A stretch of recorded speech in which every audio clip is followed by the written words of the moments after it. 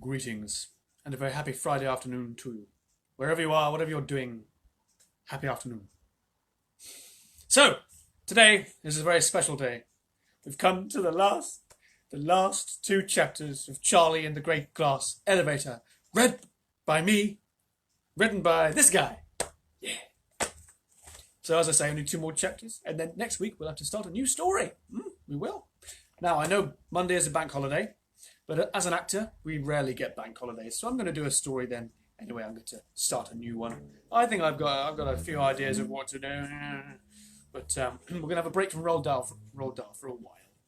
So, let's read the last two chapters, let's find out how this book finishes, and yeah, we shall then have a weekend of hopefully some rain, because the plants need it. Anyway, without further ado, let's jump into the ending. Gotta pay my respects. There we go. Charlie and the Great Glass Elevator. Chapter 19. The Babies Grow Up. Just to bring you back to where we were. Georgina was just like 300 years old, and then she's been given some pills to make her younger. She's back to the right age, but there's still two babies. So yes, the babies grow up. Bring on the Vita Wonk, said Mr. Wonka. We'll soon fix these two babies. And Oompa Loompa ran forwards with a small bottle and a couple of silver teaspoons. Wait just 1 minute, snapped Grandma Georgina. What sort of devilish jumpery are you up to now? It's all right, Grandma, said Charlie. I promise you it's all right. Vita Wonk does the opposite to Wonkavite. It makes you older. It's what we gave you when you were a minus. It saved you. You gave me too much, snapped the old woman. We had to, Grandma. And now you want to do the same to Grandpa George? No, of course we don't, said Charlie. I finished up 358 years old, she went on. What's to stop you making another little mistake and giving him 50 times more than you gave me? Then I'd suddenly have a 20,000-year-old caveman in bed beside me. Imagine that. And him with a big knobbly club in one hand and dragging me around by the hair with the other. No, thank you. Grandma, Charlie said patiently, with you we had to use a spray because you were in Minus Land. You were a minus. You were a ghost. But here, Mr. Wonka can... Don't talk to me about that man, she cried. He's batty as a bullfrog. No, Grandma, he is not. And here he can measure it out exactly right, drop by drop, and feed it into their mouths. That's true, isn't it, Mr. Wonka? Charlie, said Mr. Wonka, I can see that the factory is going to be in good hands when I retire. You learn very fast. I'm so pleased I chose you, my dear boy. So very pleased. Now then, what's the verdict? Do we leave them as babies, or do we grow them up with Vita Wonk? You go ahead, Mr. Wonka, said Grandpa Joe. I'd like you to grow my Josie up so she's just the same as before, 80 years old. Thank you, sir, said Mr. Wonka. I appreciate the confidence you place in me. But what about the other one, Grandpa George? Oh, all right then, said Grandma Georgina. But if he ends up a caveman, I don't want him in this bed any more. That's settled then, said Mr. Wonka. Come along, Charlie. We'll do them both together. You hold one spoon and I'll hold the other. I shall measure out 4 drops and 4 drops only into each spoon, and we'll wake them and pop them into their mouths. Which one shall I do, Mr. Wonka? You do Grandma Josephine, the tiny one. I'll do Grandpa George, the 1-year-old. Here's your spoon. There you go.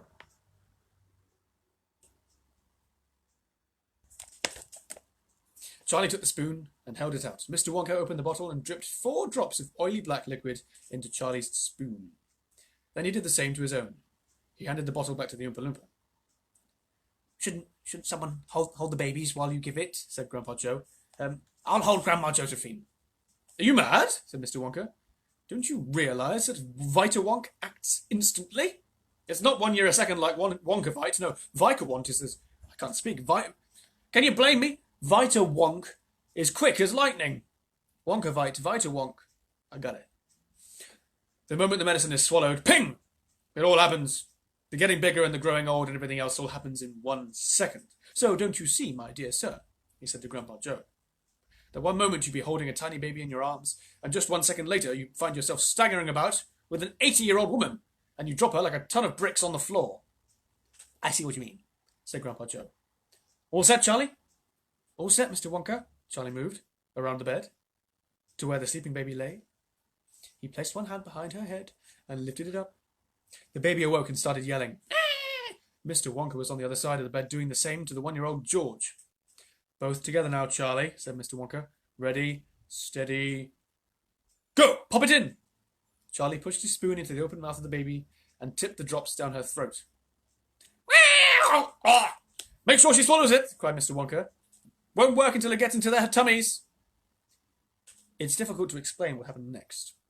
And whatever it was, it only lasted for 1 second. A second is about as long as it takes for you to say aloud and quickly, 1, 2, 3, 4, 5. And that is how long it took. Hang on, wait a minute. 1, 2, 3, 4, 5. Yes. 1, 2, 3, 4, 5. Yeah. Why don't you try? And that's how long it took, with Charlie's watching closely, for the tiny baby to grow and swell and wrinkle into the 80-year-old Grandma Josephine. It was frightening to see. It was like an explosion. A small baby suddenly exploded into an old woman. And Charlie all at once found himself staring straight into the well-known and much-loved wrinkly old face of his Grandma Josephine. Hello, my darling, she said. Where have you come from? Josie, cried Grandpa Joe, rushing forward. how marvellous you're back. I didn't know I'd been away, she said. Here's the picture before they did the speech. Grandpa George had also made a successful comeback. You were better looking as a baby, Grandma Georgina said to him. But I'm glad you've grown up again, George. For one reason. What's that? Asked Grandpa George. You won't wet the bed anymore. Chapter 20. The final one. How to get someone out of bed. I am sure, said Mr. Wonka, addressing Grandpa George, Grandma Georgina, and Grandma Josephine, I'm quite sure the three of you, after all that, will now want to jump out of bed and lend a hand in running the chocolate factory. Who? Us? Said Grandma Josephine. Yes, you, said Mr. Wonka. Are you crazy? Said Grandma Georgina. I'm staying right here where I am in this nice comfortable bed, thank you very much. Me too, said Grandpa George. At that moment, there was a sudden commotion among the Oompa Loompas at the far end of the chocolate room. There was a buzz of excited chatter and a lot of running about and waving of arms, and out of all of this, a single Oompa Loompa emerged and came rushing towards Mr. Wonka, carrying a huge envelope in his hands. He came up close to Mr. Wonka. He started whispering. Mr. Wonka bent low to listen. Outside the factory gates, cried Mr. Wonka. Men? What sort of men? Yes, but do they look dangerous? Are they acting dangerously? And a what? A helicopter? And these men came out of it? They gave you this? That's quite a big envelope. Funny. Mr. Wonka grabbed the huge envelope and quickly slit it open and pulled out the folded letter inside. There was absolute silence as he skimmed swiftly over what was written on the paper. Nobody moved. Charlie began to feel cold. He knew something dreadful was going to happen. There was a very definite smell of danger in the air. The man outside the gates, the helicopter, the nervousness of the Oompa Loompas. He was watching Mr. Wonka's face, searching for a clue, for some change in expression that would tell him the bad news and tell him what it was. Great whistling wang-doodles! Cried Mr. Wonka, leaping so high in the air that when he landed his legs gave way and he crashed onto his backside. Snorting snozzwangers, he yelled, picking himself up and waving the letter about as though he was swatting mosquitoes. Listen to this, all of you! Just listen to this. He began to read aloud. The White House, Washington, D.C. To Mr. Willy Wonka. Sir, today the entire nation, indeed the whole world, is rejoicing at the safe return of our transport capsule from space with its 136 souls on board. Had it not been for the help they received from an unknown spaceship, these 136 people would never have come back. It has been reported to me that the courage shown by the 8 astronauts aboard this unknown spaceship was extraordinary. Our regular stations, by tracking the spaceship on its return to Earth, have discovered that it splashed down in a place known as Wonka's Chocolate Factory. That, sir, is why this letter is being delivered to you. I wish now to show my gratitude of the nation by inviting all 8 of those incredibly brave astronauts to come and stay in the White House for a few days as my honored guests. I'm arranging a special celebration party in the Blue Room this evening, at which I myself will pin medals for bravery upon all 8 of these gallant flyers. The most important persons in the land will be present at the gathering to salute the heroes whose dazzling deeds will be written for everybody in the history of our nation. Among those attending will be the Vice President, Miss Elvira Tibbs, all the members of my cabinet, the chiefs of the Army, the Navy, and the Air Force, all members of the Congress, a famous sword swallower from Afghanistan who's now teaching me to eat my words. What you do is you take the S off the beginning of the sword and you put it on the end before you swallow it, you see. And who else is coming? Oh yes, my chief interpreter and the governors of every state in the Union, and of course my cat, Mrs. Topsypuss. A helicopter awaits all 8 of you outside the factory gates. I myself await your arrival at the White House with the very greatest pleasure and impatience. I beg to remain, sir, Lancelot R. Gilligrath. Most sincerely yours, President of the United States. Oh, P.S. Could you please bring me a few Wonka Fudge Mellow Delights? I love them so much, but everybody around here keeps stealing mine out of the drawer in my desk. I don't tell Nanny. Oh, and don't tell Nanny. Don't. Mr. Wonka stopped reading, and in the stillness that followed, Charlie could hear people breathing. He could hear them breathing in and out much faster than usual. And there were other things too. There were so many feelings and passions, and there was so much sudden happiness swirling around in the air, and his head made his head spin. Grandpa Joe was the first to say something.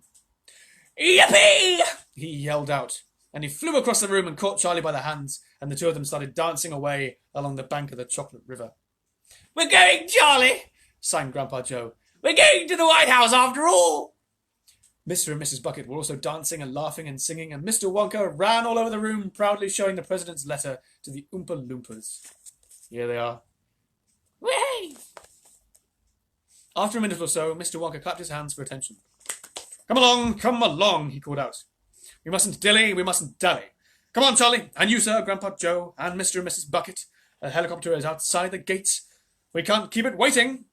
He began hustling the 4 of them towards the door. Hey! Screamed Grandma Georgina from the bed. What about us? We were invited too, don't you forget that. It said all 8 of us were invited, cried Grandma Josephine. And that includes me, said Grandpa George. Mr. Wonka turned and looked at them. Of course it includes you, he said. But we can't possibly get that bed into the helicopter. It won't go through the door. You mean if we don't get out of bed, we can't come? Said Grandma Georgina. That's exactly what I mean, said Mr. Wonka. Keep going, Charlie, he whispered, giving Charlie a little nudge. Keep walking towards the door. Suddenly behind them, there was a great swoosh of blankets and sheets and a pinging of bed springs, and the 3 old people all exploded out of the bed together. They came sprinting after Mr. Wonka, shouting, Wait for us! Wait for us! It was amazing how fast they were running across the floor of that great chocolate room. Mr. Wonka and Charlie and the others stood staring at them in wonder. They leapt across paths and over little bushes like gazelles in springtime, with their bare legs flashing and their nightshirts flying around them. Oh, I like that. Suddenly, Grandma Josephine put the brakes on so hard she skidded 5 yards before coming to a stop. Wait! She screamed. We must be mad! We can't go to a famous party in the White House in our nightshirts. We can't stand there practically naked in front of all those people while the President pins medals all over us. Oh! Well, Grandma Georgina. Oh, hang on, that was Grandma Josephine. Never mind. I'll just swap them round. Oh! Well, Grandma Josephine. Oh, what are we going to do? Don't you have any clothes with you at all? Asked Mr. Wonka. Of course we don't, said Grandma Josephine. We haven't been out of bed at all for 20 years. We can't go, wailed Grandma Georgina. We'll have to stay behind. Oh. Couldn't we buy something from a store? Said Grandpa George. What with? Said Grandma Josephine. We don't have any money. Money? Cried Mr. Wonka. Good gracious me, don't you go worrying about money. I've got plenty of that. Listen, said Charlie. Why couldn't we ask the helicopter to land on the roof of a big shop on the way over? Then you can all pop downstairs and buy exactly what you need. Charlie, cried Mr. Wonka, grasping him by the hand. What would we do without you? You're brilliant. Come along, everybody, we're off to stay in the White House. They all linked arms and went dancing out of the chocolate room and along the corridors and out through the front door into the open where the big helicopter was waiting near the factory gates. A group of extremely important-looking gentlemen came towards them and bowed. Well, said Grandpa Joe, it's certainly been a busy day. It's not over yet, Charlie said, laughing. It hasn't even begun.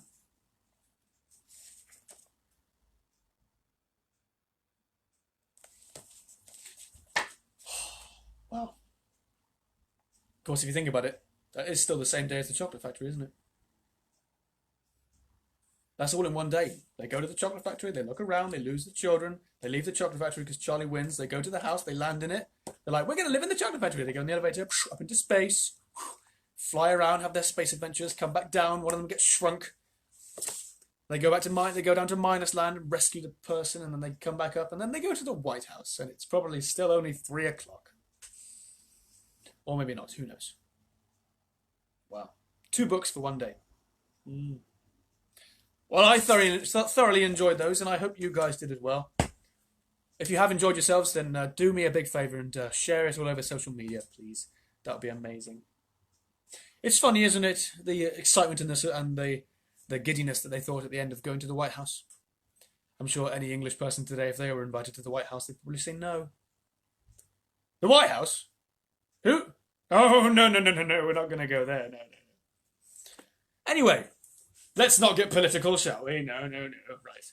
Cool, so, thanks for listening again, and I shall see you on Monday at 5:30 for the next story, which I shall not say what it is until that time. So, yeah, please do share these around, and I shall see you then. Have an amazing weekend and a good bank holiday. Bye-bye.